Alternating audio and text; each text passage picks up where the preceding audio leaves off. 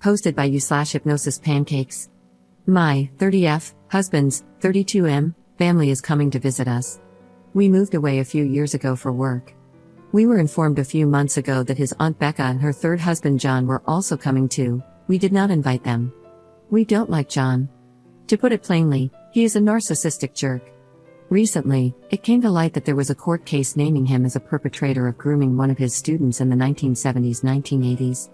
He tried to soften the blow by saying it was a relationship, gross, but the victim won the civil case. No criminal charges were ever filed against him. Becca put her foot down, stating that if the family wanted a relationship with her, they had to accept that John was part of it. Being such a close family, my in-laws went along with that. My husband and I have successfully avoided major interactions with John since things came to light. But now they are coming straight to us and piggybacking off the in-laws' visit. At first, we thought we could sidestep the interaction, plan dinner at our place before they arrived, go out instead, or just be busy, etc. However, during the planning for their trip, they insisted that Becca and John need to come to our house for dinner, and they are coming up to see us. So, my husband and I now know we need to set boundaries, and they need to be established now. We want to sit down with his parents and state firmly that John is not welcome in our home. Does anyone have any advice on what to say in this conversation, or advice from anyone who has had to do the same? I have cut off family for the same situation, but I was never the one leading the conversation. My husband is stressed and worried about a him versus John scenario. Thanks for the advice in advance. Commenter. Ask yourself all the questions they may hypothetically ask you and consider their responses to the answers for your rebuttal. You don't have all the facts but enough information to form an opinion? Did you see the related paperwork from the court case? They know the reason why. Are you prepared to no longer have a relationship with Aunt Becca and potentially your parents? Either way, it's your house and your lives, so your rules. It's okay to say no. Sorry if her feelings are hurt because of this, but you're not responsible for her feelings. Cancel or reschedule with the parents if they cannot take your no for an answer. Ops response. This is actually very helpful.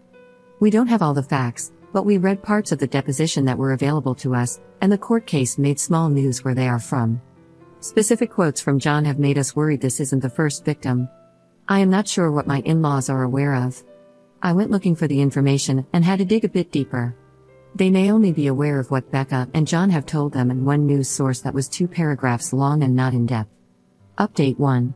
Thank you to everyone for their advice on the original post and for giving us the push we needed to be firm with our boundaries. I wanted to clarify some questions I saw in the original post before going into the update. Firstly, my husband was the one leading the conversation with his family. We created the post together, so the wording was ambiguous. I was there for support but not the one managing the conversation. Secondly, a few people were asking how we even got to the point of Becca and John just coming along. Originally, it was only supposed to be 3 family members for the visit, so we had everything planned for them already. The day I made the post, it was mentioned that Becca and John were coming too. To which we said no, point blank. However, one family member in particular did not like that and started to cause trouble.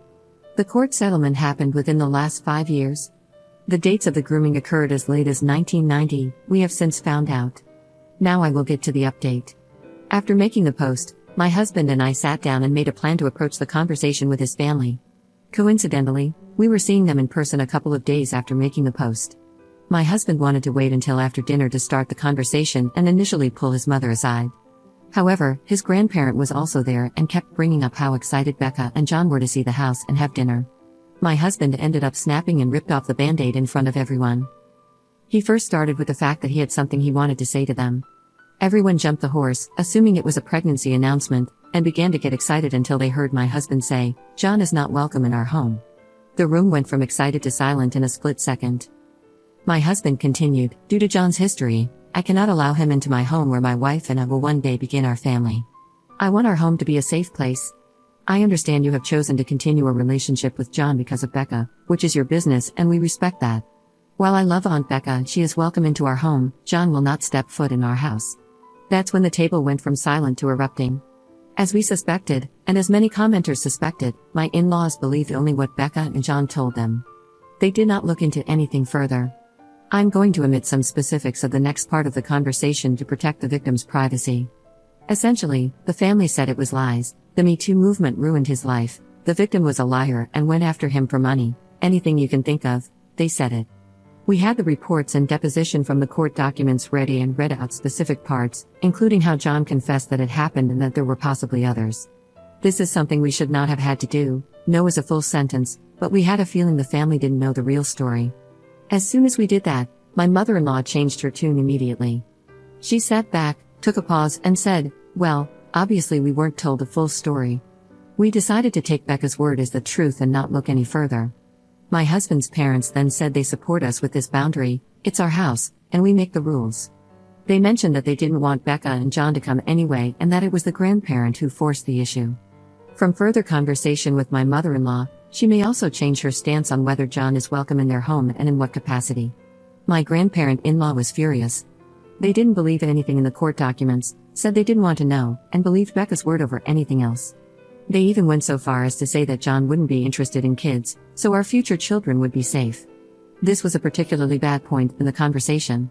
Up until this point, my husband had been doing the talking, but now I stepped in. I said, "John is not welcome in our home, end of story.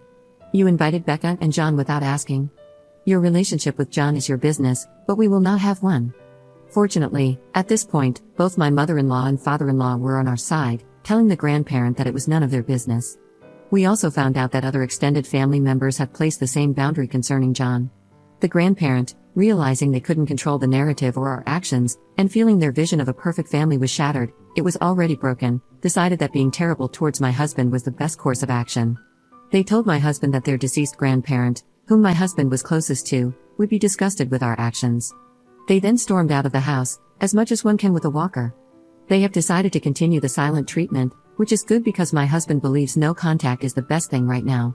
Becca and John have changed their travel plans to fewer days, booked a hotel, and made their own dinner reservations. My mother-in-law has said they will deal with them. My husband will be informing his aunt directly beforehand that John is not welcome in our house. The family trip is in a few weeks. We don't know if or what will happen or if the grandparent will come or if they will still be childish by then. It doesn't matter to us. We have put our foot down. Edit. After my husband told Becca directly that John is not welcome in our home, they decided to cancel their trip. It's still unknown if the grandparent will come. There is still no contact between us and the grandparent. My mother-in-law and father-in-law are still coming but will readjust their plans as we find out more. I will update again if anything else happens. Thank you all for your support and advice.